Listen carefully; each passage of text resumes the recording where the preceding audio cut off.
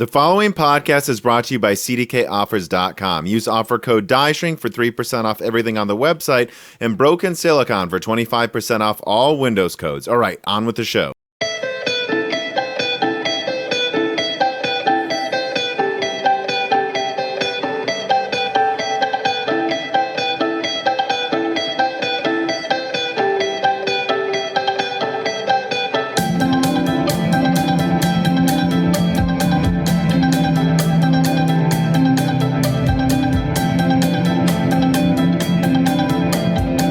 And welcome to Broken Silicon, a gaming hardware podcast. I am your host, House Hunting Tom, and I am joined by my co-host, Apartment Lease Renewal Dan.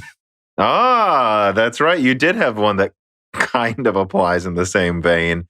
Yeah, so you're not getting a house. You're just, can I be honest, Dan? From my perspective, you're just far too busy to worry about a house anytime soon. Yeah, that's probably that's probably true. I would consider moving into a house with people, like if they wanted to, like to rent next year or something. But no, in terms of actually buying one and worrying about maintaining it and looking for one and all the paperwork, it's like, nah, you're just too much of a research boy. Yeah, probably. Maybe we'll see if things ever lighten up a little bit. It's a PhD, so probably not that much for the next 4.5 years. But the first year is a rough when it comes to scheduling. So hopefully things get a little better soon. Well, I do want to thank you for coming on again. People will note that this is this the first time we've done 2 news episodes in a row, which we were never afraid to do. We just never made sense to. I mean, those early, probably, I don't even know how many episodes it would have been. It might have been less than 10, where we didn't decide on like a regular schedule yet. We might have done 2 news episodes in a row once or twice.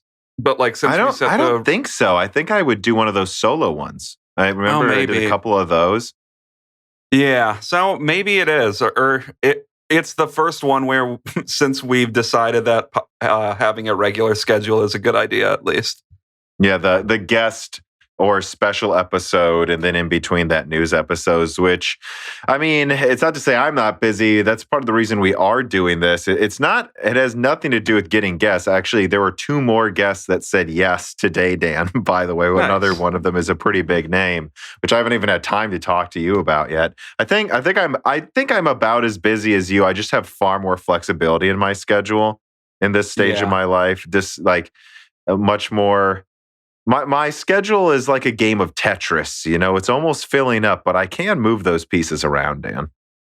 The good thing is I am mostly flexible. It's just, like I said this to you, it's like there's just constant tasks falling, and I'm trying to catch all of them and get all of them done. But I'm always, but pretty much when you're in PhD, the name in the game is being a little bit behind schedule constantly. So I can move things around relatively easily to accommodate like recording 1 hour, just because no one expects any deadlines to get met ever.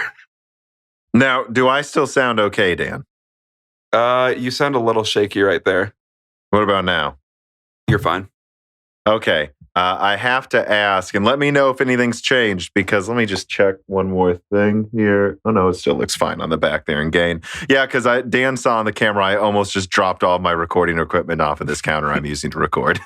Yeah, had to kill that near dead air there for a second, but you did a good job, Dan. We're getting really good at this, you know. And so, yeah, I am recording. I said I'm house hunting Tom. I'm recording in an Airbnb in Nashville right now. I looked at a few houses today. I think I sound probably just as good as any other podcast. It actually seems to have pretty good acoustics in this room. So it's all good, but it is not the normal setup. So I did almost just knock over everything and screw up our recording. But it's good I didn't. It does look like you've got a relatively cozy room, though, so hopefully the echo isn't too bad or anything. It's cozy as heck, brah. All right, let's get to a reader mail here. Faceplants writes in and says, hashtag include this tone in an indication of satire. Let me think about that. Okay, so Faceplan says, moving houses isn't just a stressful activity that consumes time, money, and energy. It's also a very serious affliction that lasts for many months. Tom won't be moving so much as he will have moving and inflicted on him for many weeks. Murphy's Law of Packing Probability states that there will be at least one box you pack, which contains all the things you'll need and can't find for the first few weeks at the new house. This will be the last box to appear if it is ever found at all. Thoughts and prayers for a speedy recovery. End sarcastic tone. Hope I did a decent job there. But yeah, so again, bear with us for the next month or two. I am moving to Nashville and we'll be building a studio. There will probably be a couple episodes where the studio's not done too, where we'll just be in a new living room. And it could certainly be in a couple of apartments randomly as well. But I have to say, Dan, I think I've already found a couple of houses that are ideal and a couple that were pretty interesting, actually. Oh, yeah. I guess just thinking you're probably going to be, I guess I don't know how long the moving process for you is going to last. Your house sold pretty damn fast when you put it on the market. So that's good. But that also kind of puts a clock on you for when you need to move to Nashville, whether that means you're in an Airbnb for a couple weeks or whatever. Yeah. Well, and the house in Peoria is already sold, everybody. So I'm looking to move quickly and decisively here. But Dan, please look at the pictures I just sent you.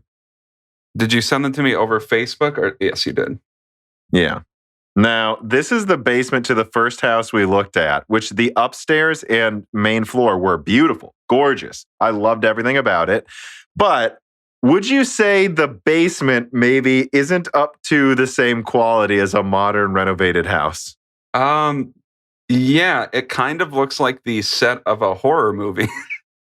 So for those listening, there's just windows open. There's not even glass in that window picture, Dan. Oh, cool. That's just open. There's multiple open holes in the basement to the outside. And if you look at the staircase, it looks like the realtor... I don't think that staircase is up to code. No, Casey said, Tom, is it safe for me to follow you down the stairs? And I would say, it is definitely dangerous for you to come down here. And she said, I'm just going to stay up here then. And she's great. Shout out to Casey. And then there's just piles of rusted metal in the basement. I don't understand why they did this. It's in one of the best parts of Nashville too. I don't it's beautiful upstairs, and I'm telling you, granite countertops and stuff. And then downstairs, it's this seems like a somewhat good deal. Ooh, that's why they just decided to have an open hole as under the house. You can just walk into the house. There's open holes to the outdoors, and you can see pipes. Jesus, I'm not sure this will keep up to code. I like to imagine in the description it said something like the basement is a fixer upper or something. Yeah, I mean, I was if I got this, I just have to spend a ton of money finishing it. There's no way this. I don't even think this is going to pass inspection. Like I told her, I don't think it would. Yeah, even if you didn't renovate it, you just made it a storage area, which is I would imagine what you would do with that. I feel like getting that up to just being okay for a house to have in it, you would need to spend $5,000 or something at least on it. No, it'd probably be 10, 20. Oh, Jesus. Okay, so I'm not getting the full more, picture especially with especially with how in demand labor is right now. Yeah, that's true. So yeah, unless they would be willing to pay to renovate that, or just drop a ton off the price, but I don't think so because it's in a part of town that's just moving quickly. So it's we're both why would they leave that? We've seen several things like that in some houses that are just gorgeous. Parts of the house look like a 5-star hotel, and then you'll just look over in one part and it just looks like a lean-to, and you're like, what? It's definitely a seller's market, people. That's what that tells me. Yeah, it definitely is. That can only happen in a seller's market. Well, and you also like this. So there was this one she suggested that wasn't on my list, where it was in a good centrally located area. It's apparently was an Airbnb. So it interestingly has a bazillion bedrooms and bathrooms. The kitchen is huge and meant for entertaining. It was actually kind of nice. Came with all of the furniture. And then when we were outside in the backyard, she's like, does that look like a raccoon hole under the house? And I'm like, kinda. And then when we went upstairs, she's like, well, that's a creepy closet. And it just had an open entrance into an attic-like area in the second floor. And I was like, I noted some of the insulation inside of that area seemed to have a hole in it. And then I turned around and in the carpeted closet, there was raccoon poop. Jesus. And I'm like, so the raccoons are just walking around the inside of this house sometimes, apparently. You don't want raccoons freely wandering your house. I mean, it's fat. I could talk about that one house too, how amazing parts of it were and how bizarre other parts were. It's definitely, she said, this is definitely an Airbnb for like bridesmaids parties. Oh, so there's like a facade of really high quality. Yeah, but then if you like dig into it a little bit, you're like, why is there a raccoon access port in the house? Yes, and why is this nothing been maintained in this area? And why is there just bags of trash next to it? Yeah, not great, but you said you found a few good options, so that's I good. did, and there will be more updates coming to you all soon. Okay, so let us get into the rest of the opening reader mails. So this will be another news episode after the other one. The reason we're doing this is we have a very big guest coming up, but they couldn't schedule until the following week. And so it was like, well, if I could have brought up another guest, but then it's kind of like I'm burning the guests that I like to space out regularly. And at the same time, then it would have been a month of no news episodes and we would have had to cover way too much. As it stands, we will be doing a news episode that covers technically, I think, 3 weeks. So yeah, it'd be best if we just did another one. And also I'm exhausted. I got 3 hours of sleep, drove to Nashville and looked at houses for 8 hours. So, if it's a little bit of a shorter news episode, that would be ideal. Yeah. And I think, this news episode was designed around it being a bit shorter. So, but I'm pretty sure it'll be a decent piece. It'll be a solid ep. Yeah. Pros. It won't be like the 2.5 hours you get. It won't be the normal 2.5 hours, most likely. All right.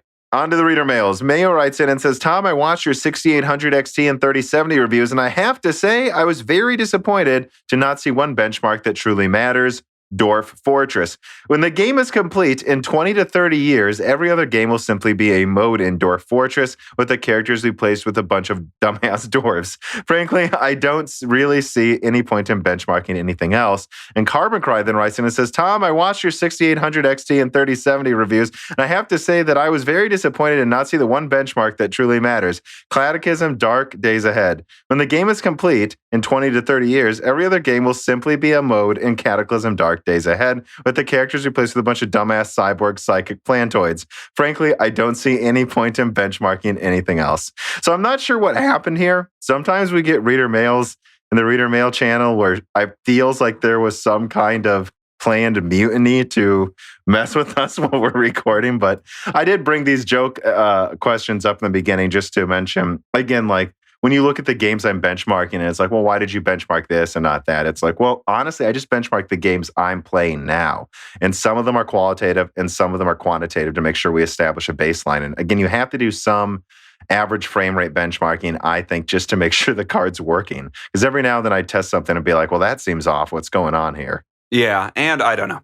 Benchmarks, it seems hard to decide the suite of games to benchmark. For a person like you who like doesn't do it professionally, it makes perfect sense why you would do that. And I don't know, it's kind of like for you, like your reviews are almost like a test drive of a card, which is an interesting way to do it. Like this is my experience using it. So this is why I would recommend buying it if you're looking for something like this card, like the 6800 or the 3070, right? That's what you review? Yeah. Yeah. And I might be doing another one soon too, or at least in about a month or two. I don't want to do too many. It's clear that the community doesn't want a ton of them, but you guys really do appreciate me doing one every now and then. And I think it's important even just for me as well, because I mean, think about it. Like if I don't try Ampere once and I talk about it for 2 years, that almost feels stupid. Yeah, I think it's good. Like, even if you don't get to use the full range of Ampere, like from the 3060 to the 3090, having some use of it is obviously beneficial because I think it gives you more authority to talk about DLSS and and like RTX than you would if you didn't use it.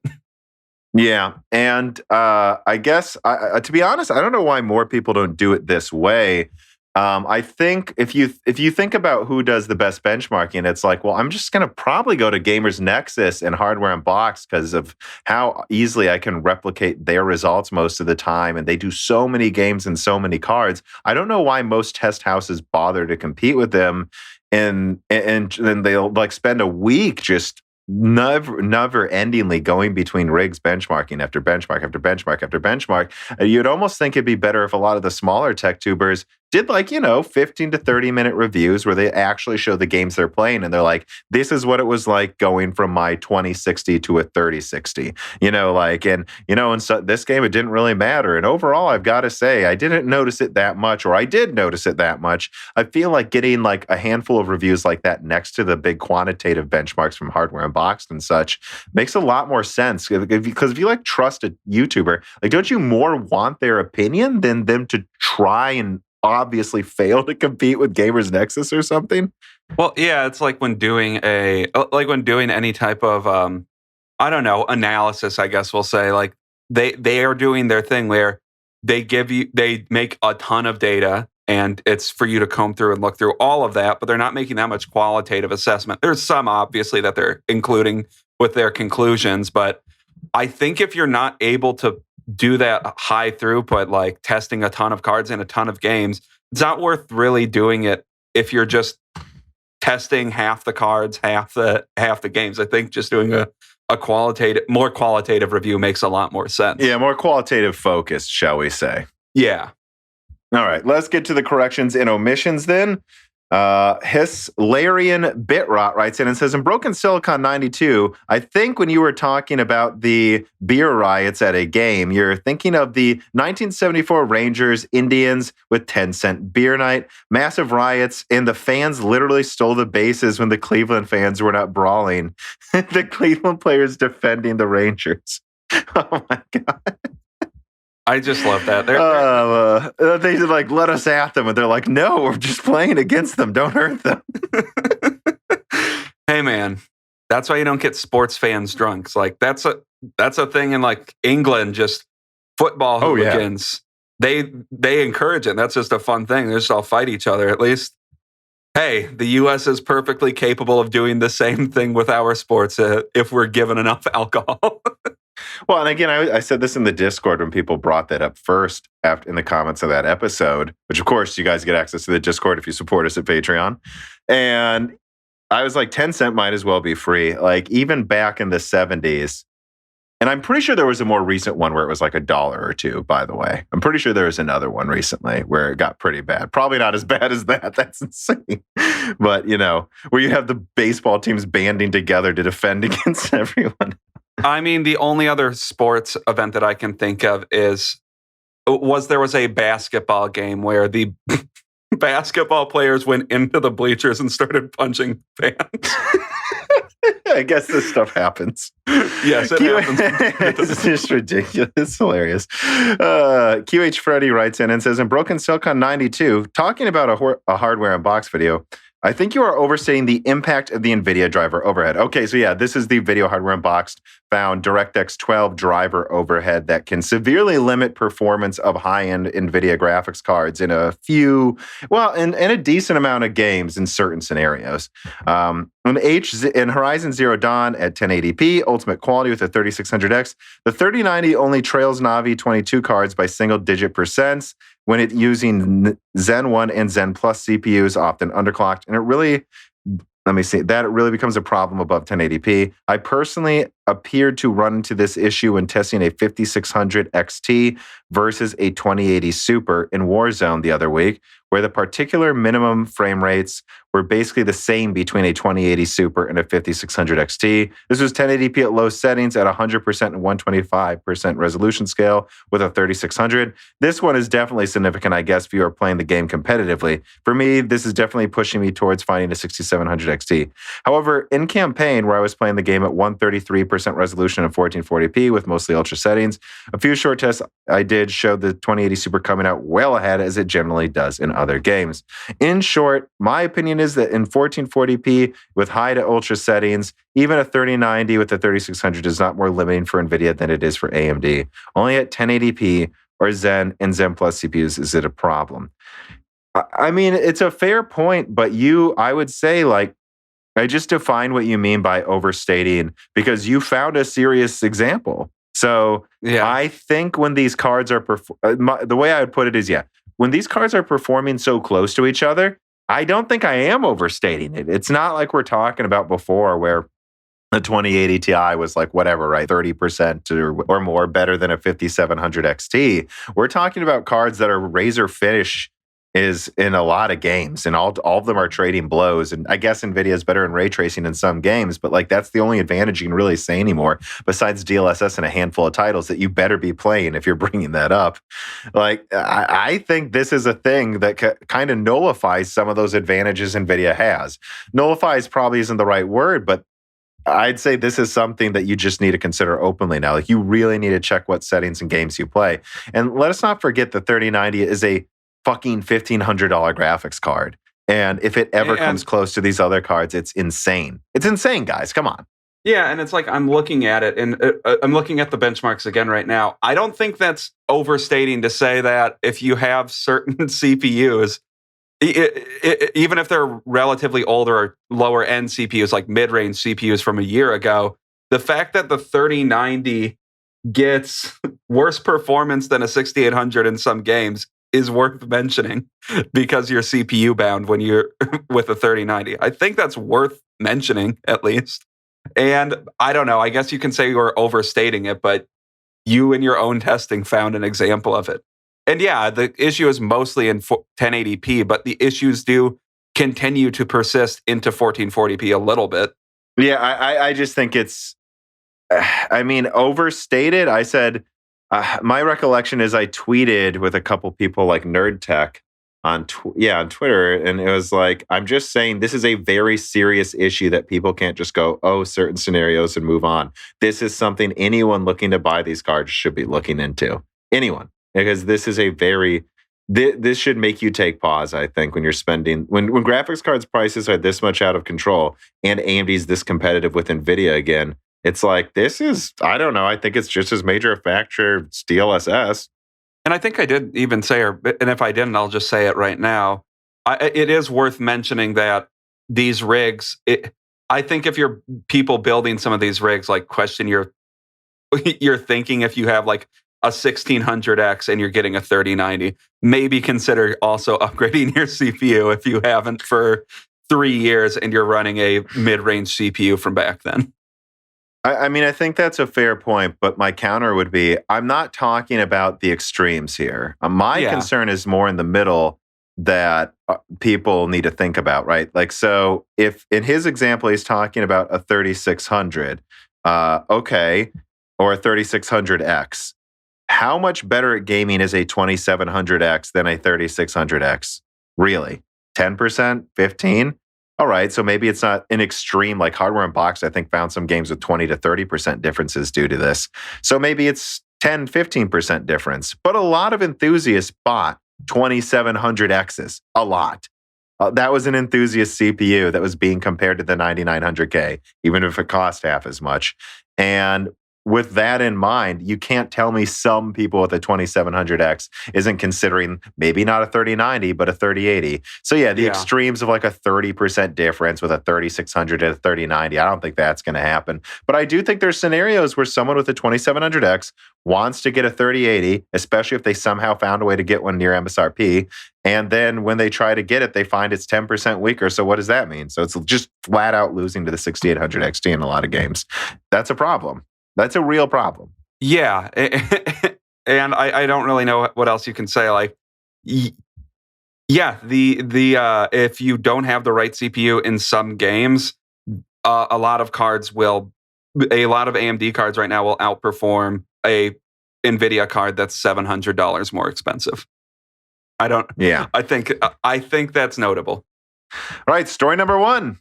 Final thoughts on RX 6700 XT reviews. Do we have anything else to talk about? Now, I'm not even going to put this in the title of the video. I frankly think if you look at the data on YouTube, people are sick of talking about the 6700 XT. I actually think they were tired of talking about it before it even came out, because we basically knew what it was a week before it did. But, technically, the actual review falls into this news episode cycle, and we didn't get to discuss it openly in a podcast since it literally came out. Although I think our coverage of it was entirely correct pretty much. But I don't know. Do you have anything else to say here? Links are in the description for everyone listening about the reviews we looked at. Anything, final impressions of the 6700 XT and its launch. You did try to get one and didn't, right? Yeah. I wasn't expecting to, but might as well try. No, not too much. I think I generally stand by what I said in I don't know how many times we talked about it. In the time we talked about the reviews before the reviews technically came out.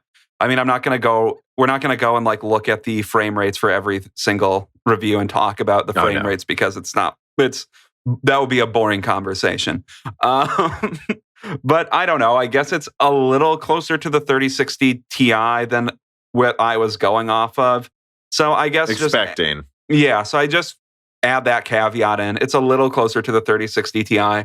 So maybe I think a fair MSRP for it would be given the current climate, $450 or something like that. But we're talking about the closer it is to 400, the fairer it is. Yeah. Right.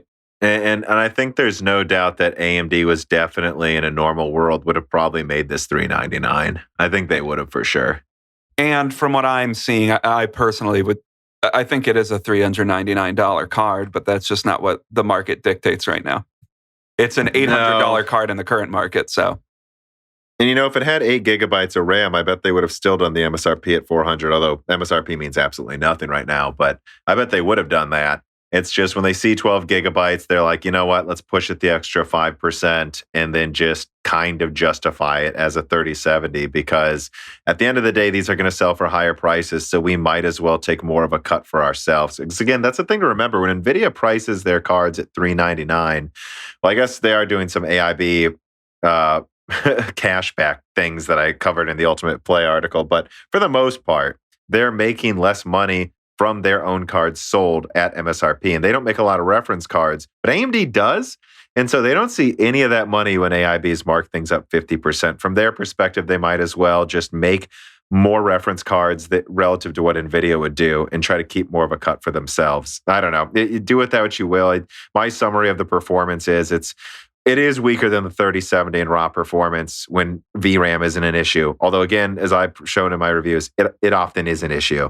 It also overclocks better than a 3070, although the 3070 isn't horrible at overclocking in terms of it really does gain more performance for memory overclocking. So overclock to overclock, they're probably pretty close to the same, cost the same. One is more RAM, one is better ray tracing performance in DLSS.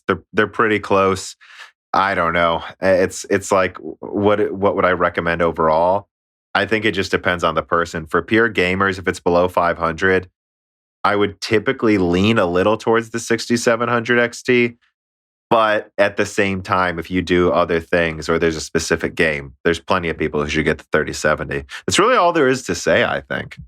Yeah, and it's more about the one you can get for a not ridiculous price, because I guess I would say the 3070... you would probably say it should be sold for a higher price than the 6700 XT, but not an incredible. If it had the same amount of RAM, yeah. Otherwise, it's kind of in this no man's land of what I think. But yeah, it's not a ton better in performance. I do like how people are like, was it more of a 3060 Ti or more of a 3070? And it's kind of smack dab in the middle. For most of... And those cards are only 10, 11% away from each other anyways. Yeah, it's at 150 frames we're talking about. With the 3070 being at 150 frames per second, the 3060 Ti is often at 140, so less than 10% a lot of the time. It's we are splitting hairs at a certain point by saying, is it more of this or this? I don't know. It's in between the two. And you can say it's more of one or the other, but it's pretty much smack dab in the middle. And in some things, you see a bigger increase in performance with the 3070. So I guess it's closer to a 3060 Ti with 12 gigs of RAM. and and no RTX. Well, it has RTX, and there are some games where it performs better. You just mean worse. Yeah. Oh, yeah. Sorry. On average, RTX. worse. Yeah. All right. Ike's writes in and says, in response to the mid-range GPU prices, I don't think the prices will go down, even if another competitor enters the market. I think Nvidia has permanently ruined the market, and unless several players enter, I doubt prices will ever go down to where they used to be a few years ago. Or I guess you'd say maybe 4 years ago. Yeah. I mean, I don't know what else to say. I think I've been saying this to people too. It's just like, I think we will get into better times than now in the future, but I don't think we're going back to $350 mid-range, $300 mid-range cards and $450 high end. I think those days are basically gone. The 3070 is staying I should just say the X70 from Nvidia is probably always going to be over 500. The 6700, X700 XT from AMD is probably always going to be above 450 moving forward. Unless there is simultaneously a big mining crash because something happens with Ethereum somewhat unexpectedly with an Intel launch that's more aggressive than expected. If those happen at the same time, I think that might change things. But this doesn't change unless people paying extra for cards get burned hard. Well, AMD and Nvidia also kind of get burned hard. Everyone needs to get burned for this to change. Otherwise, there's no incentive to bring prices back down. Because clearly people will pay for it. And Nvidia and AMD are watching and they're like, oh, they'll pay for it. Yeah. And so, I don't know. Hopefully we fall back down to something like the mid-range being $400. I'm hoping for that, but I wouldn't bet on that. And that's still worse than what the market used to be. But I don't think this is like is a crazy prediction that maybe this is just what pricing is like for here on out for at least for the foreseeable future. Yeah, at least what the MSRP is like. That's what it'll be for the foreseeable future. I don't think we're going to see some crazy thing like the mid-range goes up to $700 next generation, but no, I don't think so. And again, it's just like, the best argument I could make for why prices are probably going to stay at least at, shall we say, Turing versus RDNA 1 pricing levels is that I just can't hear any good arguments for why they would go down again. It just sounds like people go, well, I think they will. And then they say nothing besides that. And it just kind of sounds like you're hoping it will and not giving a good argument for why anything would cause that to happen again. Yeah. And I don't see it going back down to the quote unquote good old days. That's not going to happen. If somebody presents me with a reason why it might, I'd be happy to accept it. I want things to be cheaper than they are. I don't know why you wouldn't want things to be cheaper than they are as a consumer. That's always better for you, assuming the products stay the same quality. Yeah, I guess the only other thing I would say is we are talking foreseeable future. I have no idea what the market could be like in 5 years. That's a different discussion. Who knows what might change, what dynamics might make prices go up or down. But at least for now, it just seems like they're competitive with each other. But they've also both discovered at the same time that people will pay more. And unless Intel really does something and someone else enters the market or something disruptive happens, it is what it is. Yeah. Greeny writes in and says, I got 503 errors on AMD's website today trying to buy the 6700 XT. Not a good showing for the servers being run by EPYC Milan. I'm kidding, by the way. But I do want to congratulate the people who are lucky enough to get a 6700 XT without having to pony up to the scalper tax, which, in day one, the scalpers were going nuts with those things. And they were selling for like $900 or something or more. All I would say is what I saw on the disc, all I can do is say what I saw on the Discord at Moore's Law is Dead. And we do have hundreds of people there, and when the 3090 launched, no one got one, I think. I think maybe one person got a 3080, and some people got 3070s, 3060 Ti's, and Big Navi when they launched, especially the 3060 Ti's. But the 6700 XT, a handful of people did get them on launch day. So it does seem like they ship more to the US. Europe, of course, just gets it later. And I don't know why people keep being surprised by that. It's like, it's always been true. But, I guess what you can say is the most unsurprising thing happened. There was more demand than supply, but it does seem like more people got some than before. Although, again, it's hard to tell. if you're looking at it. Yeah, it's impossible to tell because I don't know how much demand is than supply. It's clearly a lot for everything. I don't think it's a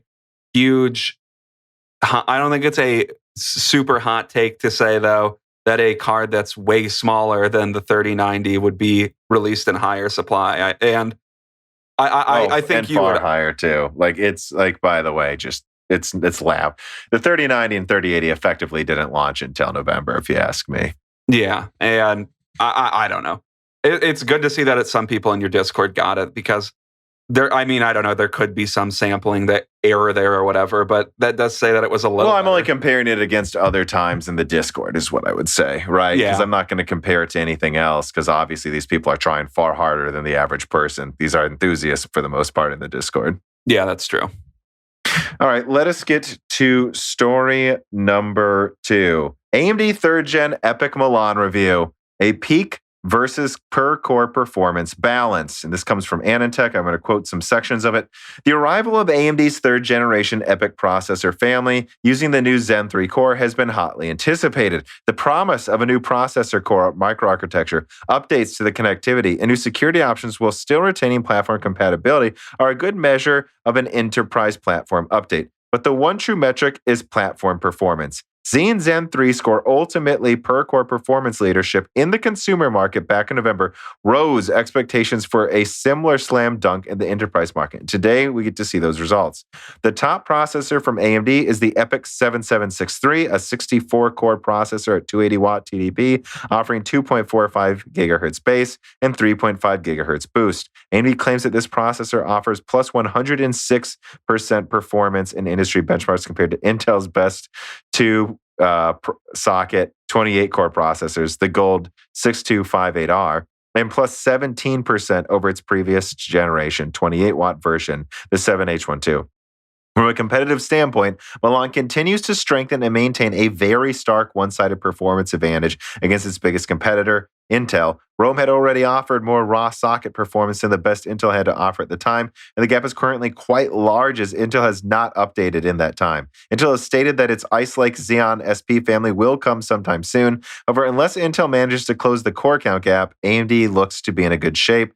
Meanwhile, as AMD is focused on Intel, the ARM competition has also entered the market with force through 2020, and designs such as the Ampere Ultra are able to outperform the new top Milan SKUs in many throughput-bound workloads. AMD still has a very clear advantages, though, such as much superior memory performance through huge caches or vast superiority per thread performance with specialized dedicated SKUs. Still, it leaves AMD in a spot as they can't claim to be the outright performance leader under every scenario, and offers another generational target to consider as it develops future cores.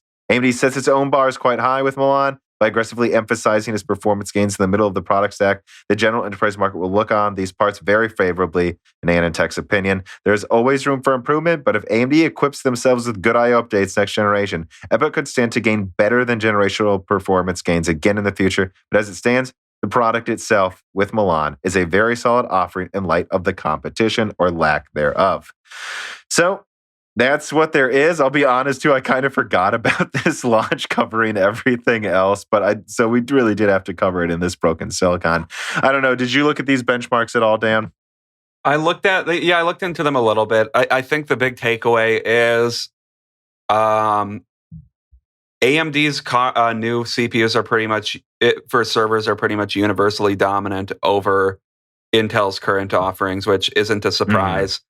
And that includes multi-threaded and single-threaded tasks.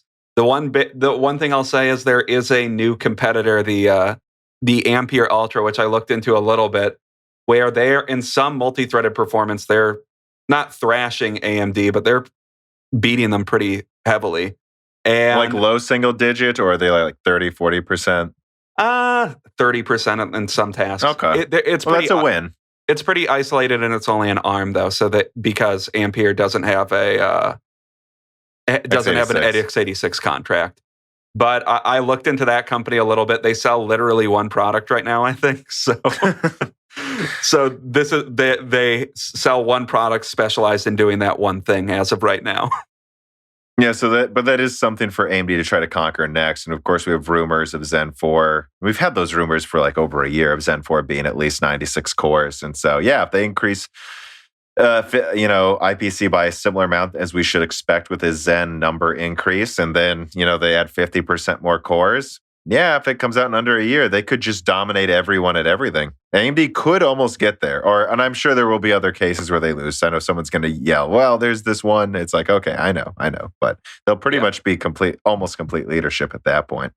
And then the other big thing they called out was with some CPUs in the product stack, it seemed like there was a regression in performance per watt because they idle at higher temperatures now.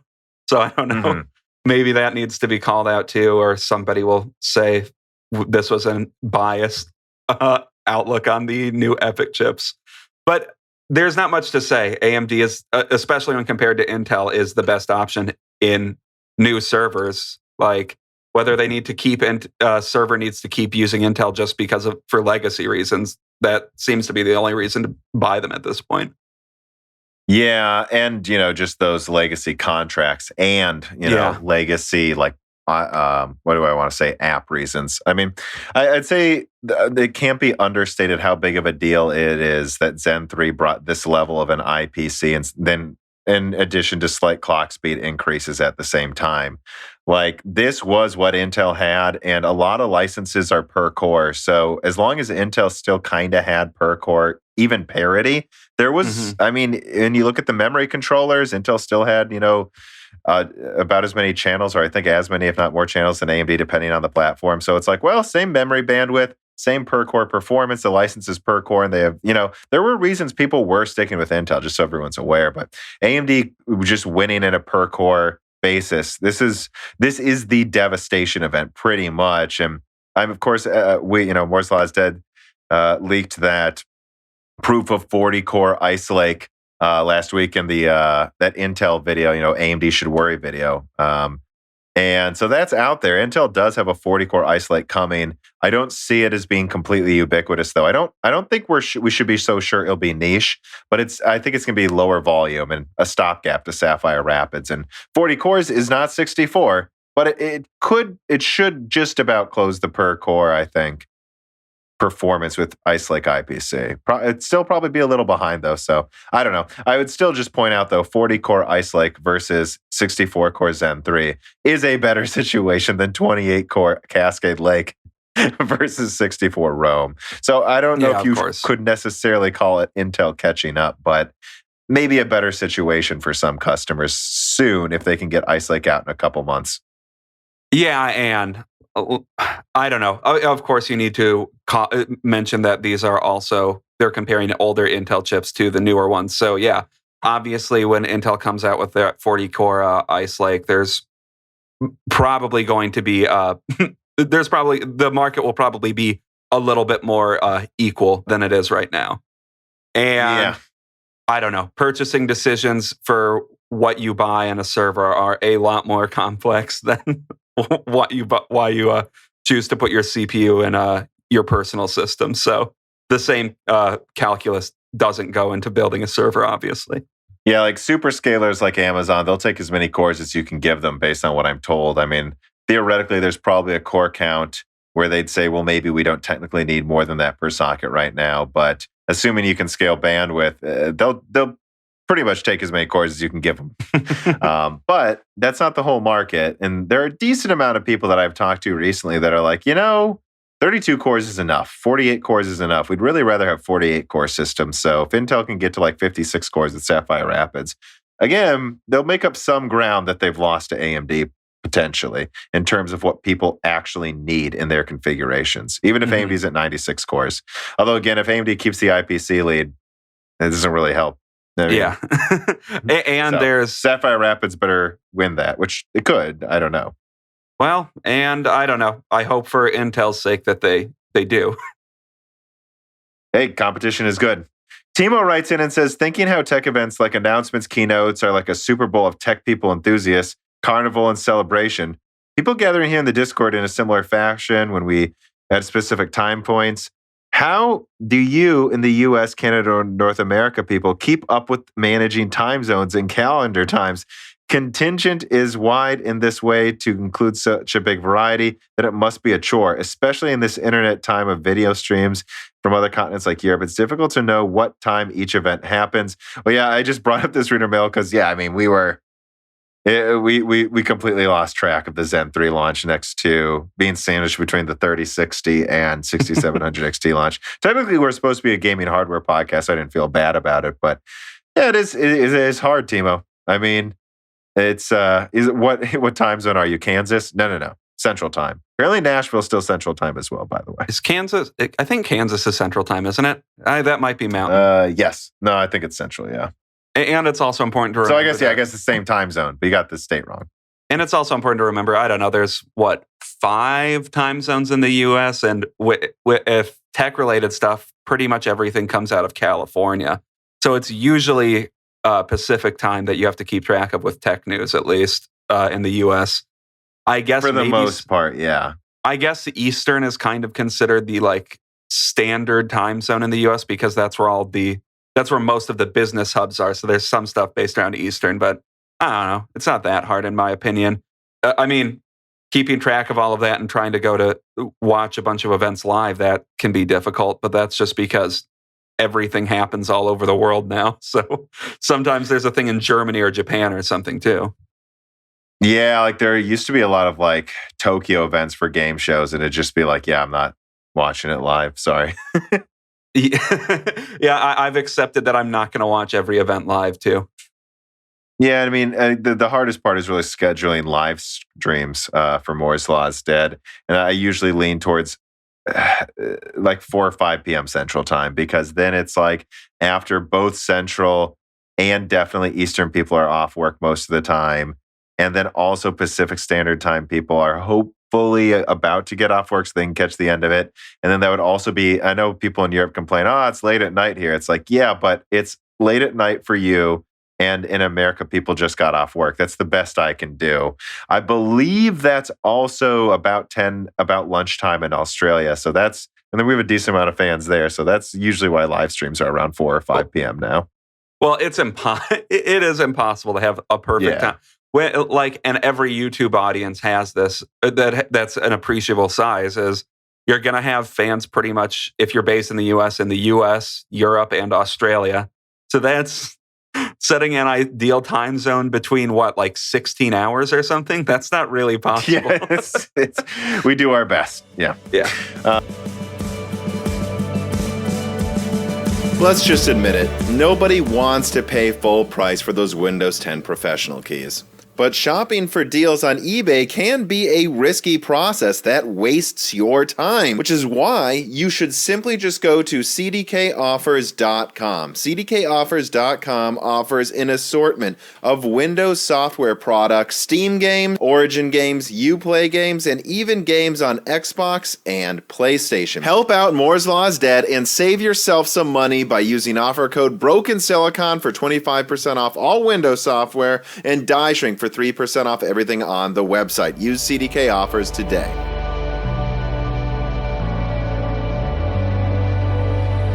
All right, let us move on to story number 3.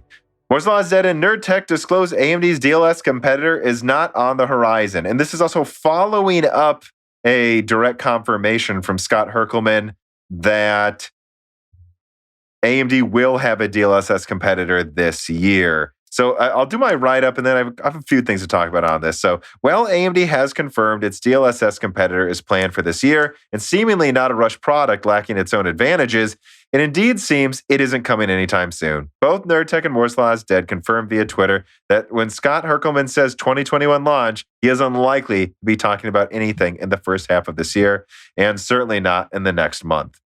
So, did you watch any of that original release? I think all he did is, and I think already Linus Tech Tips was already told about this, and he disclosed that in one of his videos recently before this. But right, that's all there is to it, right, Dan, in the official story, right? Scott Herkelman said it's coming this year. That, and based on his phrasing, I would say it further confirms that it's not on the horizon. What was his phrasing? I didn't catch it. Well, him saying stuff like, "What we're testing multiple solutions right now." Oh, so yeah, to me, so they're not even... So to me, it sounds like they. What's the feature even called? I don't think it matters because I don't think Variable rate shading. Yeah. Oh no, the overall thing, super resolution. Yeah, super resolution. So I feel like super resolution was just a marketing term that they inserted in there to an extent because they knew they could figure out some solution before that technically incorporates that before RDNA 3 comes out. Yeah. Yeah, I mean, whatever it is, the good news is, as far as I can tell, this isn't like, oh, it's a sharpening filter to compete with DLSS and we'll improve it over time. It's like, no, they're really looking into a fundamental thing to compete with DLSS that they hope is overall better in multiple ways. And in fact, they talked about how they want to work with developers that program on consoles to just start putting it in games on the PlayStation 5 and Xbox Series X, which is interesting because in many ways, I feel like the Xbox Series X and PlayStation 5 often has found their own similar-ish solutions of, messing with resolution while not really technically running full resolution while, giving a performance boost. I feel like they've already kind of been doing that with like checkerboarding and their own versions of dynamic resolution and stuff. But I don't know. It is interesting to hear that. And so I think it sounds like they're not taking this lightly. But I mean, guys, like I said on Twitter and I replied to a nerd text saying it's not coming anytime soon. And I was like, yeah, everyone keeps asking me when it's coming out. And I have brought it up and there have been a couple sources that have said some things about it. And it's just, dude, there's nothing. It's not coming soon. Like it really isn't. If you buy, I mean, I think someone said it. I don't remember if it was one of my sources or someone on Twitter or whatever, but they said, look, if you're buying an RDNA 2 card, assume it doesn't come with it. It may have been Nerd Tech. I honestly don't remember, and I'm getting tired. Yeah, and that's definitely what I would say is, like, if it's not coming out until the end of 2021, then that probably means that it's going to be more of an RDNA 3 feature that might barely get a launch on RDNA 2. I mean, and it's good they have a competitor, and I'm glad they're to a DLSS, and I'm glad they're taking it seriously than just going with some sharpening filter that's like, I don't know, that's some percentage as good as DLSS. But it might just not really be a real feature with RDNA 2. Kind of just like how DLSS wasn't really a feature with Turing. But, they need to catch up to DLSS at some point if they want to stay competitive with NVIDIA, because even if you're getting this way better performance overall or getting equal performance to NVIDIA cards with AMD, if NVIDIA has all these features that they can boast about, then they still have a better reason to buy their card. Again, yeah, as we keep talking about, like the same way I say, well, I think you need to take the CPU overhead problem NVIDIA has seriously because of how competitive AMD is now. The same goes for DLSS. I mean, it's like, I don't know, they're going to end at Mountain Blade Bannerlord. I played that game hundreds of hours. So, yeah, sure. Like that's a real feature then for me when these cards perform so close to each other. AMD's got to be looking at how DLSS launched with horrible reviews and getting panned and made fun of. And they're like, we're coming out so late. It'd be better if it was like 6 months later. Like it'd be better if it didn't come out early 2021 and it came out late 2021, but it worked excellently right out of the gate with tons of support after they saw, because you might as well just get it right when you bring it out. If you're already late, so it might as well just be really good. Well, yeah, you're already late. And I feel like we saw this with DLSS, where I feel like even as DLSS over time becomes a more real feature, it's still kind of pained by the fact that it came out as a blurring filter in 3 games. Yeah. That boasted, I guess, better performance, but it's because it had better performance because it was noticeably reducing image quality. So great. Why I could have just turned down resolution if that's what you were going to do. Yeah, and might as well, AMD does not want to do that if they're coming out later. I mean, if that happened, it'd be catastrophic. Yeah, might as well release with an actual feature and learn from the mistakes that your competitor made. All right, let us move on to story number 4. This is actually the final main story since it's a shorter episode. More RTX 3070 Ti rumors emerge, and I'm quoting from Video Cards. We have received information on an RTX 3070 Ti. There's been no update for this SKU for the past 2 weeks, so we're just sharing the latest info we have. The IB source we talked to said that it would be GA104-400, indicating the card would offer the full 6144 CUDA cores, just as many as the RTX 3080 Mobile. Of course, I believe that's also A4000, by the way. What might be interesting is that the card would allegedly feature 8 gigabytes of GDDR6X. This would suggest that GA104 GPU does have a GDDR6 memory controller support after all, and the current launch schedule indicates that the model could launch by the end of May. So, yeah, I'm just throwing this out there. This is obviously, just like we keep talking about 3080 Ti and 3070 Ti and all these other rumors, it's like this has been rumored forever, and this was one of the configurations talked about. It's just, when you see a 12 gigabyte 3080 Ti rumor, and from my understanding, it is most likely 12 gigabytes. That's what I covered last Broken Silicon with you. There was, fire to that smoke of a 12 gigabyte 3080 Ti coming in a month or so, or at least paper launching in a month or so. Mm-hmm. If they're going with 12 gigabytes, then they're definitely going to go with 8 gigabytes on the 3070 Ti, and NVIDIA's just going to accept that. Most of their lineup has a silly amount of RAM. I have to say, though, that decision just makes the 3060 12 gigabyte feel even more weird to me. Like, I almost do feel like they should have just gone with like a $300 6 gigabyte 3060 so their lineup looks more uniform. I don't know. Yeah. I just don't understand what they're thinking. Yeah, I don't know. I feel like having the 3070 Ti have 12 gigabytes and almost just, well, then you need a new memory controller and everything, I guess. But I guess the 3070 Ti I would prefer if it were also 12 gigabytes and they kind of just discontinue the 3080 almost, because I just don't know where. I don't know. I know. I was going to say, I don't really understand what the 3070 Ti will be priced at. So if it has GDDR6X, I already demonstrated in my 3070 review that the 3070 gains easily 10% performance almost by overclocking the memory that much. So yeah, I mean, with like 25% faster memory, I think, and then, a slight bump to the core, I think this will easily be 15% better. I mean, I think this will effectively come very close to a 6800, but then it has half the VRAM capacity. So it's like, do you price it at $550? I don't understand. It has half the RAM of the 6800. Or are they going to do something like actually make it cost the same price with half the memory, but say it's, well, too bad, it's the same performance? I don't know. Yeah, I guess I really don't know what they'll do, because I don't think it'll be, like, just looking at what this proposed configuration is, I don't even know how much stronger it will be than the 3070. It only has 2 more SMs, so that's not a ton. I mean, it can only have 2 more SMs if it's based on GA104. And yeah. I don't know how much more performance you'll get out of that 6X, GDDR6X. It's going to be more than the GDDR6, but how much more, I don't know. Like 10% better? I don't know. I think they could get 20%. All right. And if they do, it'll basically be a 6800 with half the memory. Yeah, so I don't know what you price that at. I guess $550. The one thing you'd almost wonder is, like, are they considering launching this for like $529 MSRP, which means nothing right now, and then price dropping the meaningless MSRP of the 3070 to $450? Like, is that what they're considering to combat the 6700 XT?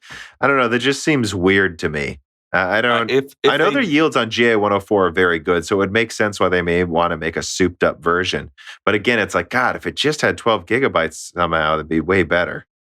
Well, and obviously it would be way better. Yeah, if they drop the 3070 to 450 though, which I know you're just saying, I guess, which is what I think it should cost at most with 8 gigabytes.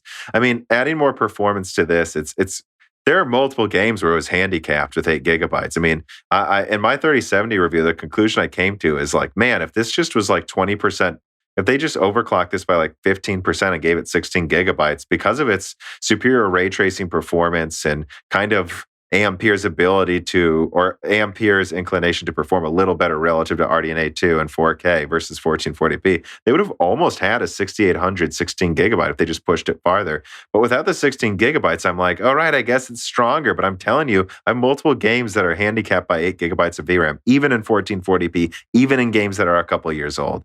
Not all of them, maybe not most, but multiple. And that's just a major factor when you're spending this much on a card when AMD's offering is 16 gigabytes. Yeah, I know. So the 3070 Ti and to an extent the 3080 Ti, I just don't know what they price it at. The 30 Ti, I guess, is a lot easier because they have... Well, either you have enough RAM or you don't, though, right? And I do think 12 gigabytes is enough. It's not more than enough, but it's enough. Yeah, so that I guess I could see them doing, I don't know, that will probably be $1,000, I guess. Oh, yeah. And it's going to be. and then I guess what, the 3070 Ti will, I guess somewhere between 530 and 550, I guess is the only thing that makes sense because they're not going to try to sell that for 600, are they? I don't know. With just 8 gigabytes, I don't know. I don't know. All right. That's the last story. I think we should move on to the wrap up. All right, let me see what stories we have here.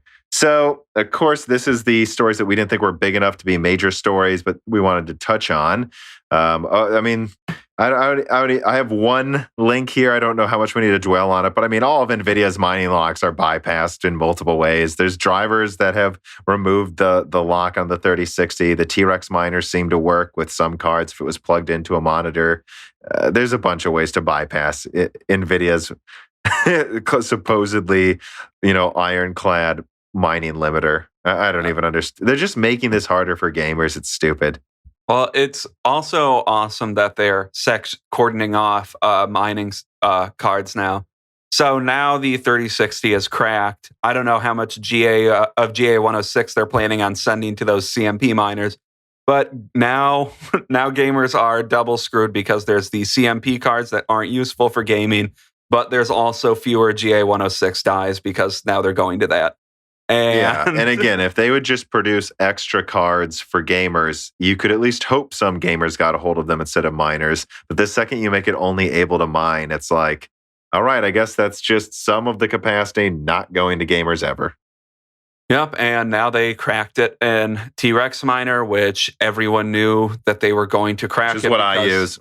Yeah, because there's a massive profit incentive for them to crack it. So it doesn't matter how ironclad they say their hacking algorithm, their software is, they figured out a way to bypass your bullshit handshake. Yeah. Also, there's rumors from Copite of an A100 mining card, although I feel like some of the articles talking about this are acting like it's more confirmed than it actually is. It doesn't seem that confirmed to me from the tweets I saw. Maybe I'm wrong. I don't know. Did you see this? I don't know. They could go ahead and make one if they wanted to. Couldn't miners also buy stuff that has A100s in them? Yeah, they're really expensive. I wonder if they just take bad yields of A100. And I wonder what those would mine at with, what is it? I forgot how many gigabytes it has, like 40 gigabytes of HBM2E or something. Something like that, yeah. It has a massive bus. So, with that in mind, I could, I'm trying to think of like what it would mine at. I wouldn't be surprised if it could hit 200 mega hash. And if miners are willing to spend, think about it, like $1,500, $2,000, $3,000 on a 3090 for mining, I bet they'd certainly pay $5,000 or more for a mining A100. So it makes sense why NVIDIA would do this. Especially when some of these are businesses with multi-million-dollar budgets or billion. Yeah. But budget's probably $1 million. Yeah. But yeah, I wouldn't be surprised if they would love having a few A100s mining. So I think there is a space for an A100 mining card. I don't know if NVIDIA thinks it's worth it or not. That's the real question. Yeah, I'm sure. I guess it's not crazy they'd be considering it, even if we're not sure if it happens. All right, we also have PSVR controllers. I really don't have much to say about this. They're pretty typical looking. I think the most interesting thing about Sony's PSVR controllers for the PSVR 2, which isn't even coming out for like a year or more, is that I think it has touch sensitive, like basically malleable buttons on the sides of the controller or something somewhere there. That was interesting. Yeah, or I don't know exactly what it was. I mean, I think we'll get more into this as they actually show it off more.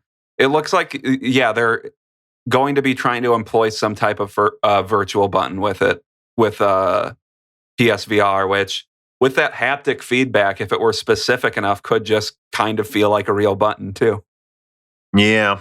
I mean, I don't have a link here in Xbox news. There's also non-stop videos and benchmarks of backwards compatibility boost being cool, which I have nothing to add to that except it is cool and Sony should be taking this seriously. And I just see it as laziness, not as a capability problem. Especially when you have I would say a more storied library than Xbox does. Like they have so many games that if they made every game backwards compatible, Sony would have just a massive catalog of games on the PS5 that aren't available anywhere else. Yeah, and then I also have an Xbox news. Like again, another dev, just like 4A Games, has gone on the record saying that they're worried about running some games on the Series S long term. Remedy's saying the same thing, or at the very least, that like a lot of their games are really hard to configure because like the Series X and PS5 are so much stronger than last gen that they can take a last gen game, do some optimizations, and then crank up settings. That the Series S, because it's so different and yet not really stronger than a Xbox One X, honestly. I mean, obviously its CPU is way better, but like, you should look at some benchmarks. There are some games where it doesn't necessarily win at everything. That they're having real problems fitting some games on it. I don't know. I'm just pointing that out because again, I think there's some fanboys just constantly talking about how this is some kind of cheap 1440p 120 hertz console. It's like, no, guys, this really is like a long term, a 1080p. 60 at best, maybe even 720, like dynamic resolution, like 900p console, 720p console. Yeah, all I have to say is I think the marketing that this was a 1440p console was insane. It was obviously never going to be. Like just looking at just looking at the specs, it was never going to be. Moving on to Navi 22 mobile. So I'm just bringing this up because this was something I think we got multiple reader mails like when's AMD going to make mobile RDNA 2 cards? They're more efficient. What the heck's going on? I think the answer always was, well, they'll definitely do Navi 22, but no evidence on Navi 21. Well, now official rumors are coming out about a mobile Navi 22, and it could compete with the 3080M, that's what I want to call it, but 3080 laptop edition, shall we say, which makes sense. The 6700 XT competes kind of with the 3070 and 3060 Ti. Those are GA104. The 3080 laptop edition is GA104 based. It would not surprise me if they min-max some of these 6700 XT dies to be able to compete with underclocked, basically GA104s very well. Yeah, and I don't know how much I have to say to that other than if they do deliver that degree of performance, I guess I personally wasn't expecting them to come with that this year, but I don't know. I hope they do.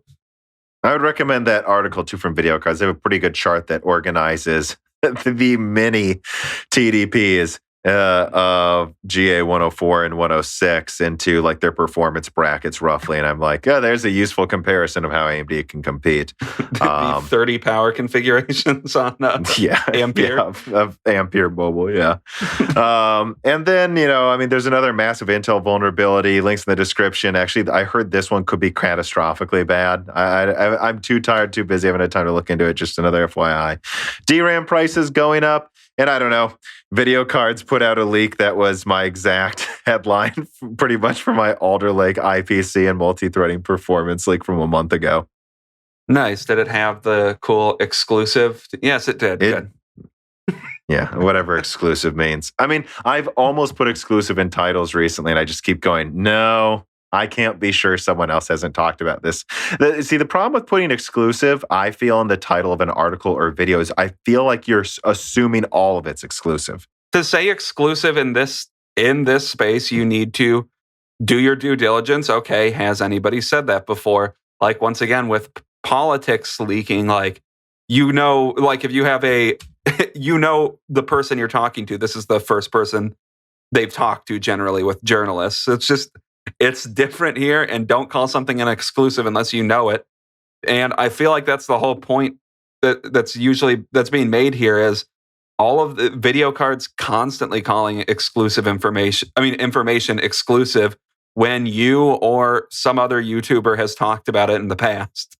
Especially when it comes to things like Alder Lake and Sapphire Rapids, which I've covered dozens of times before, most of their exclusive stuff. It's honestly not something I'm mad about. And obviously they shared the slides I didn't want to share. Like, I had those slides months ago, but like, I don't see the point in sharing slides when it can only hurt my sources if I get them first, because you're never quite sure how many people have access to slides or physical objects. And like, when you send a picture, it's like, oh, that could only be 2 people who leaked that. Yeah. And frankly, what was on the slides was almost nothing new. Like, we've known DDR5 and all these other things, and I covered that in the video. But so I guess what I'm saying too is when I did tweet that, I basically tweeted just to promote that I got things right a month ago before he covered it. If you'll notice, I wasn't actually attacking him at all. It's just really self-promotion. So I will say that don't attack anyone. Like, we don't know if he saw my video. My point isn't that he stole anything. I don't think he did. I'm just saying it's like, well, there it is again. I keep getting snubbed by him, and I covered this before him. Clearly my information's good, dude. Maybe just cover some of it, but it's not like he owes you anything. So it's just like, I don't know, just putting it out there again. It really seems like all the Alder Lake stuff that we've been leaking, Dan, is 100% accurate. Yeah. Which is to say, Alder Lake could compete with Zen 3 decently, which is exciting. Yeah. All right. Let us get to the final reader mails for this episode. Taraya writes in and says, "Hi, Tom, and I guess hi to Daniel Nenny. In your RX 6490 8GB on 12 nanometer video, will AMD release the GPU we need? You're talking about lead times of about a year. But usually what I'm hearing, though I have no actual context in the PC hardware silicon space, to be fair, are lead times more in the line of 3 years for scientific detectors and stuff. And sorry for your driving. Didn't see them. Oh, yeah, he tried to ask me this while I was driving. I just said, put it in reader mail. Do you or your context have some insights into what the shortest feasible lead time would be to port an existing design to a different process? Right. So that's why I say like a year. He says, thanks for your awesome content. Yeah, thank you. So when I say a year, I'm not saying that's what most things take to make. I'm saying, and I've talked to Daniel Nenny about this multiple times, if you move heaven and earth, you can make something in a year, right? And that's about all there is to say. That's not to say that it's easy to do, and certainly not for a ground-up architecture that's new. Now, if you're porting something or doing something, yeah, it can take a year, though. It can. I think Maxwell took about a year to do. I think Cypress Cove was about a year. So it's hard to do, though, and it's not something you do all the time. Obviously, I feel like porting would take less time than just coming up with a new architecture out of nowhere. And I don't know. So many things are just constantly being developed in parallel. I imagine that contingencies are there, or they know that they can probably develop something in a year if a new architecture doesn't work out. I don't know. Yeah. And Mia also writes in and says, really enjoyed the RX 6490 video, which again, if anyone's laments that this episode is not as long as the normal one, there's like a mini Daniel Nenny guest episode in the middle of my newest video. So check that out. But Mia goes on. I have a related question though. We're all assuming GlobalFoundries 12 nanometer has extra capacity because we're used to the big players competing for the newest stuff on TSMC. Do we actually know that there is extra capacity though? 12 nanometer is still an amazing node for a lot of chips. I can think of a long list of players who'd be very interested in last-gen fabs. What I would say is it's in demand, but probably not as much as TSMC. But no, we don't know that it's just sitting around with lots of availability. Remember, they use GlobalFoundries to make the I/O dies, so it's not for Zen chips. So it's not like they just have tons of capacity, which is something I point out in the video, I think, and I've pointed out at the very least in other broken silicons, that we should not just assume GlobalFoundries just has all of this space. And furthermore, there are substrate and power component shortages going on right now that would also be affecting everyone. Well, yeah, and I think I might have just talked to you about this, but I think I did see a couple weeks ago or something that like Global Foundries revenue is still increasing over time, and I think they might even be like building new fabs. Although don't quote me on that last part. They're Oh, no, they are. Okay, so they're TSMC or Global Foundries? Global Foundries. Oh yeah, I believe they are, but I guess don't quote me. Yeah, they're a financially successful and viable company. So yeah. Obviously, they don't just have a ton of unused capacity sitting there, or they would be burning money. Now, is it as demand? Is it as expensive as TSMC? I don't think so. No. So that's kind of the proposal, right? But Daniel Nenny also points out, it's like, well, why can't AMD just go to the 12 nanometer at TSMC? I mean, yeah, that's also true. Because that is sitting there. And he did point out how TSMC's 10 nanometer just literally isn't being used, like pretty much the second Apple stopped using it. So there's little nodes like that you would wonder if AMD should look into. Oh, I mean, I guess, the question would be, are they retooling those facilities then? Is there just... I would assume they probably are now, but in the future, you have to assume there will be some nodes where like 6 nanometer, for example, if it becomes underutilized, where it's just like, we should design one of our dies there. That's not a bad idea. Get some capacity for, I don't know, not your highest end node, but I mean your highest end die, but I don't know, something there for like a 6490 type thing. Yeah. But yeah, again, I don't know. Did you see that video yet, Dan? No, I haven't been able to watch that yet. But I think we talked about it pretty in depth. It was a really fun one. Honestly, moving has like made me far more creative in the past week. I think this is going to be good to get the juices flowing. Some new scenery, Yeah, that sounds good, brother. Yeah, brother. Some extra scratch, hopefully, too. All right. My name is Nobody writes, and it says, a while back, there were several times you brought up an idea I think would be interesting to revisit now. It was that a startup GPU company could come along, buy up the tooling for older, for example, 20 nanometer dies or fabs, and start turning out high power consumption mid-range cards for notably cheaper prices than the current mid-range offerings. I believe you discussed this mostly around the RDNA launch Turing refresh timeframe. Yeah, I did. When the mid-range was sitting around $400 to $500 and rumors of RDNA 2 Ampere were just starting to come out. Now those cards are basically out and mid-range cards has effectively gone up a price band, running $500 to $700. Which is, I've concluded the 3070 is just a next-gen mid-range card. This is what you should expect for a $400 card, but they're selling for over $600. Anyways, he continues, of course, much of these price increases is related to supply constraints, logistics, roadblocks, and tariffs that this theoretical new company would be subject to as well. To be fair, entering the market now likely isn't possible. No, it's not. But could we see an even greater opportunity for such a company when supplies normalize? Sorry if I misquoted anything you said about this originally. I'm going off of memory instead of digging back through older episodes to find exactly what it was. No, I mean, to my memory, you're pretty much characterizing what I said exactly. The thing is, I believe I often emphasized back then, though, that I just couldn't see this happening in the short term anytime soon, that this would have to be something like years from now, especially if like we get stagnated at like 3 nanometer and 3 nanometer costs are crazy. That's when I think this would be like, you see this startup happen of like billions of dollars in funding. And they're like, we're just going to do it, dude. We're going to buy up these old 7 or 8 nanometer fabs and make something, because they're not getting to 2 nanometer for years and they're charging far too much anyways. Let's go for it. But this is like a ton of work. You'd have to hire Global Foundries, Samsung, TSMC employees, which you probably could if you had enough funding to do so. But so it's just not something that can happen in the short term. Long term, stuff like this is bound to happen in any market that's overpriced. Well, yeah, and I mean, like looking at, I don't know, this was that CPU startup that's supposed to compete with server CPUs, that Ampere Computing. They started up 3 years ago. They based their architecture off of some ARM architecture and adapted it for their purposes. And it took them 3 years to make a product that's doing well. So, I mean, I feel like you're looking at the time frame of like 3 years to really be able to start up. At the quickest, to be able to develop like a new architecture and sell like a couple mid-range cards that are probably pretty high power consumption on an older node. Now, if you can get the money to do that, that sounds like a great idea. And when there's money to be made, you often can. Yeah, and there's a ton of really talented engineers and business people that are in Silicon Valley that I'm sure somebody, hopefully at least, is thinking of doing that. Although, I don't know, it also takes a long time to develop an architecture from scratch. Yeah, I believe 5 nanometer is almost increasing performance or price per wafer with the performance you get over 7.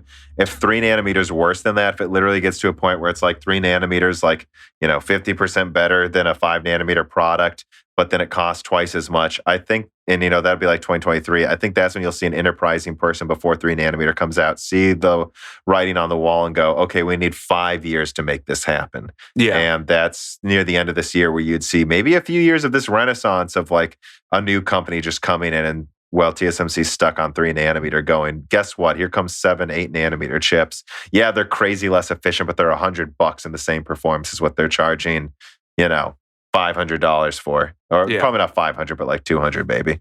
Yeah, so I don't know. I guess we'll see. Although it probably wouldn't be on 20 nanometers anymore, like you said. Yeah. Ike's writes in and says, please check out Java Minecraft shaders. It puts Minecraft RTX to shame, in my opinion. Yeah, with how often I brought up Minecraft RTX in recent reviews I've done, I might just have to do it as a test. Yeah, I think you should check it out. Whenever I have the time. Yeah. I guess Minecraft, Java Minecraft shaders aren't the top of your priority list, but it's something to consider for sure. And then Dr. Deep writes in and says, my wife and I are looking for a good co-op game to play. Should we go for Deep Rock Galactic? I hear you guys talking about it a lot. What's so good about it? I mean, it's just a really great, it sounds so like plain to say it that way. It's a great co-op game. I mean, you have these roles that are well defined. There's a lot of synergy between them. And it's really cool, this mining, like, dystopian future of like dwarves working for these almost Borderlands-esque corporate space companies where they don't really care if their employees die and they send you to mine on asteroids. And then giant bugs like Starship Troopers try to kill you. And then there's near the end, it's just like, all right, you have 5 minutes to get into the drop pod. You've secured the gold. And then you like try to escape and defend, and there's a countdown and it's high tension and it's like super fun. And it's just really, really well thought out. There's little attentions to details like the hub world where you guys meet before you fight. It's really fun. Yeah, I mean, I don't know how to sell the game. It's a game where you and a team work to, I guess, mine minerals for a company, and you're attacked by space bugs. I mean, it's $20 on Steam, which I know it's on Games Pass, or at least it was. I think it still is. I will say the Steam version runs significantly better.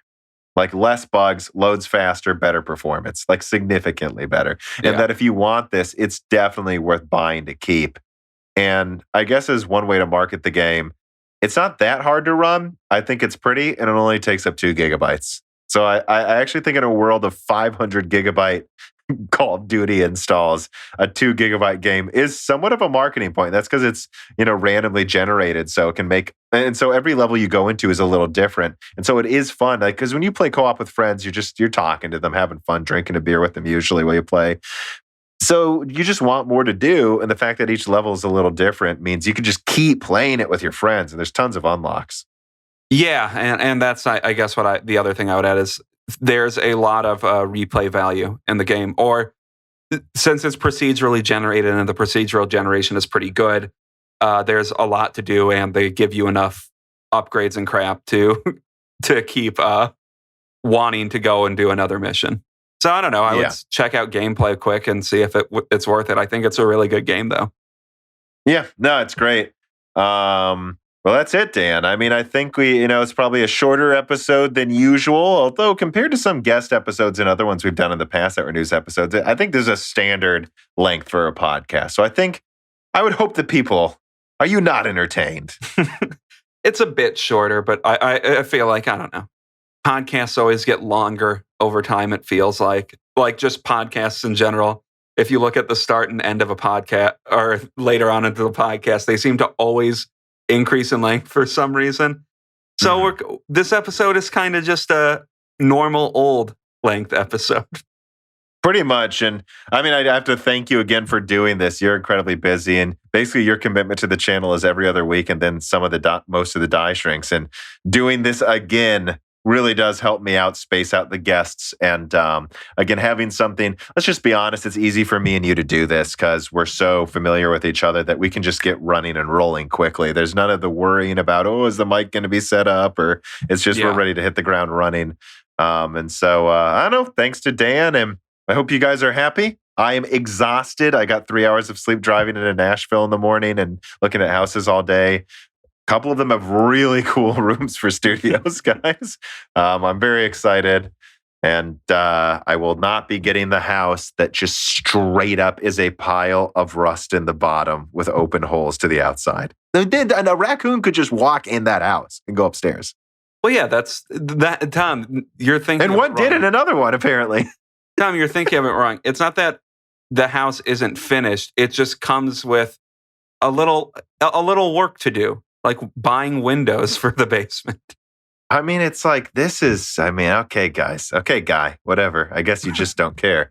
I mean, to our European listeners, look up raccoons. They're like bear monkeys. They're crazy. One of them played with my dog a few times. They get huge, though. Like, it was enormous. It was bigger than my dog. It was gigantic. Although they're very cute, too, but... They're adorable, yeah. My friend from college who was from Argentina had never seen a raccoon, and she really wanted to approach it. If you're from Europe. Yeah, I'm going to be honest. If you got close to one, I would actually say there's a chance it wouldn't attack you, especially in areas where it's used to being around people. But there's also a chance it would, and they are crazy filled with parasites, and they are really strong and vicious if they want to be. I mean, there was one, let's say I had a raccoon problem before, and I looked this up because like a piece of metal hit its tooth and sparks shot out. Not to go into the whole story, although I think we may have on Broken Silicon before. Because that was what we were, I think we may have gone into that. I don't remember which episode it was. And like then I just looked it up and it's like, they eat a lot of different materials and their body naturally deposits more metal than most animals do in the teeth so that they effectively have like a steel core to their teeth. I'm like, what? They have steel teeth. Animals are wild, Dan. Dan, there are bear monkeys walking around outside with steel teeth, but they're adorable. They're adorable, but don't pet them. Just appreciate them from the far. Yeah. Don't go near their poop. They can like seriously give you a brain parasite that kills you. Yeah. All right. On that note, I think that'll do it for this episode. I hope you all enjoyed. Remember that this is fan-supported. The reader mails come from patrons. For just $2 a month, you get to submit telegrams to guests like Daniel Nenny and all these the other great, huge guests we've got coming up soon. You can submit reader mail at the $4 level, then get early ad-free access to Broken Silicon Die Shrink, which is an always will be exclusive podcast that comes out every other week. Free loose ends questions. I mean, we did a live stream exclusively for patrons recently for hitting the Patreon goal. There's tons of stuff out there, guys. If you listen to us, even 10% of you guys that listen every week supported us. We have a good old big boy studio. We wouldn't have to worry about looking at any of these houses that apparently have steel bear monkeys walking around in them. Help us afford to not have to deal with steel bear monkeys, everybody. Please. All right. Bye, everybody. Goodbye. The following podcast was brought to you by the YouTube channel and website Moore's Law is Dead. Moore's Law is Dead and Broken Silicon are trademarks of their creator, Tom. That guy is me, and I am indeed the creator, editor, writer, and showrunner of Moore's Law is Dead podcasts, videos, articles, and other media. However, Moore's Law is Dead is a team, with Broken Silicon co-hosted by my brother, Dan, audio editing by Gerard Cortez, and select technical editing by Carbon Cry. You can find all of our information, including how to get a hold of us, at www.mooreslawsdead.com. And if you are a fan and would like to send mail or other hardware, please mail parcels to Moore's Law is Dead, P.O. Box 10468, Peoria, Illinois 61612. And speaking of fans, without exaggeration, the patrons are responsible for the continued distribution of the content you just listened to. And so if you have some extra money, but only if you do, please consider supporting us. For just $2 a month, you get access to the exclusive podcast Die Shrink, voting on subjects of future podcast episodes, the ability to have your questions read aloud on Broken Silicon Die Shrink and Loose Ends, and of course, the Moore's Law is Dead Discord full of like-minded people who would love to meet you. I am one of them. And at higher tiers, you get access to ad-free episodes of Broken Silicon, the back catalog of Flyover States podcast, thanks in the credits of videos and podcasts, and other perks as well. And if you cannot afford to support us, please just share Moore's Law's Dead videos and podcasts with friends and family on social media and Reddit. And give Broken Silicon and Flyover States a 5-star review on Apple Podcasts. All of this really does help so much more than I think anyone realizes. If you'd like to advertise on the podcast or a person of interest who would like to be a guest, please reach out to the email address mlhbdead@gmail.com. But as I said, this podcast would not be possible without its fans supporting it. And so now it is time to give a personal thanks to the greatest of the fans. The following supporters are at the 10 gigahertz or higher producer levels. Brad Medlin, Telos, GUK, Benny Berlin, Justin Yant, Thomas Rupp, I Love You, Lynn and Jim, Kyvan K, Tom Bailey, Muhammad Al-Kawari, Frederick Lau, James Cressa, Justin Pear, Zachary Martin, Terrence Herod, Drita Full, Phil S., Courtney Elliott, The Ninth Dude, Greg Renegar, Josh Law, JBG, Travis Gooding, The Mechanical Philosopher, Lebo King Kilo, Fatboy Deesaru, Daniel Hyde, Burke Garcia, Tara Reed, Jack O'Neill, Matt Salem, Aaron Close, Juan Garcia, Sean Vollmer, My Name is Nobody, Joel Corey, Alethros, Telos, Hey There's a Kitty, Greg T. Wanjik, Ivan 214, John Jameson, Benjamin Cannon, Matthew Lane, Divider Symbol, Jan Rounder, Rubber Ducks, Michael Maggie, Ali Robertson, Eric Jackson, Jonathan, Patrick Groh, Evan Dingle, Dominique Cox, Stefan, Original Ross, RodForum.com, Sam MacArthur, Total Silo, Sol Connor, Michael Costa, Andrew S., Blake, Aaron Keith, Kerry Baldino, Endless Logins, Tom Sen Filippo, Justice Brennan, Viking R., Trevor Powers, Stu, Alenia, Nanyan, Daniel Nishbal, Franco Frederic, Hardware Numbers, Alex Carastillo, Dark Rain 2049, Lane Perry, Joseph Kierman, Carlos Valdez, Carnivore Bear, Danovan Russell, Zaber Ziver, Licky, Matten Porsegi, David Cowden, Ricky Tan, Spencer King, Patrick J.S., Justin Staples, Freddie Canos Jr., Christopher Foster, Kiwi Phil, Dahu Hu, Sarah Light, Anthony Gareffa, Matthew Griffin, Alex, Joseph Loria, Lois Correa, Deke, Jay-Z Rahman, Raul Abaneni, Tim Robbins, Jake223, Ryan Regelman, Chris Williams, Ryan Deniscu, Dave McCoy, Valco Malev, Gabe Lagner, David Marcos Gomez, Morton Svensson, Andrew Thomas Summers, Maurice Courtois, Matthew J. Link, Scott Ref Schneider, Mai Sharona, Aaron, Roman, Jacob Stankowitz, Hare Rats, Wakir Khan, Eshildar Epstein, Stephen Hart, Christopher A. Butler, Greg, Peter Moore, Chris Licata, Justin Thomas, Sam Millett, Sammy Malas, Kevin Chen, Shakir, Nick Rakin, Holden Mobley, Matthew Lazier, Arpit Sharma, Meat and Pork, Jimmy NG, Mads Beachhorn, Benjamin Oshley, Jiu-Jits, Sean Park, Dane P, John Wizink, Sam Venzel, Mark Mitchell, Brucha, Michael Deaton, and of course, thank you to Sahara for the music.